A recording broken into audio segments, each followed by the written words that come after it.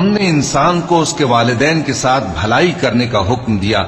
اس کی ماں نے اس کو تکلیف سے پیٹ میں رکھا اور تکلیف ہی سے جنا، اور اس کا پیٹ میں رہنا اور دودھ چھڑانا 2.5 برس میں ہوتا ہے،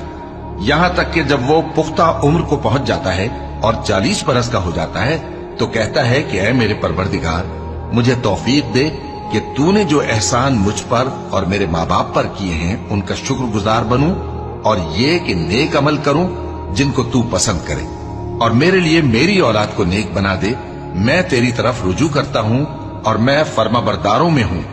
یہی لوگ ہیں جن کے اعمال نیک ہم قبول کریں گے اور ان کے گناہوں سے درگزر فرمائیں گے، اور یہی اہل جنت میں ہوں گے۔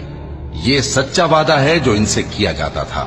اور جس شخص نے اپنے ماں باپ سے کہا کہ میں تم سے بیزار ہوں،